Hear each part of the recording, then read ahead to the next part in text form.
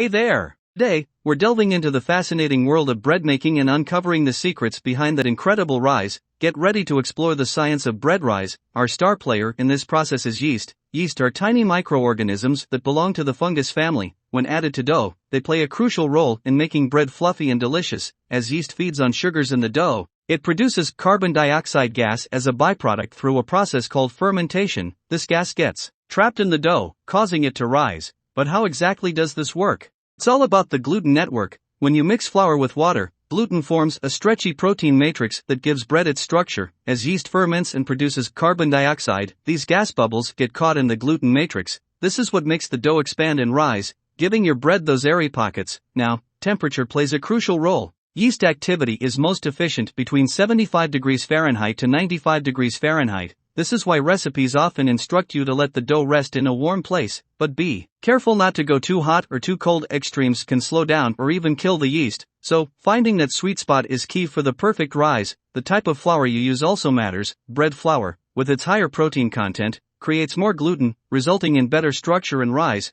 but you can still achieve a great rise with all-purpose flour too. And here's a pro tip: adding a bit of sugar can speed up the fermentation process. Yeast loves sugar, and it gives them a boost to produce more carbon dioxide. Now, let's talk about proofing. This is the period when you allow the dough to rise after shaping it into loaves or rolls. It's like a final stretch for the gluten network. During proofing, the dough continues to ferment and rise, developing more flavor and texture. And remember, patience is key here. The longer the proof, the better the taste. But don't let it overproof. If the dough rises for too long, it might collapse, leading to a denser loaf. So keep an eye on it. Once your dough has risen to perfection, it's time to bake. The heat from the oven causes the gas bubbles to expand even more, giving your bread that final boost. And that's not all. During baking, the proteins in the dough undergo a process called coagulation, where they set and firm up. This is why your bread keeps its shape even after it's out of the oven. So there you have it, the incredible science behind the rise of bread, from yeast's fermentation to the gluten network and proper proofing. It's a symphony of processes that result in that delicious, airy loaf. Next time you enjoy a warm, freshly baked slice, you'll know the scientific magic that went into creating it.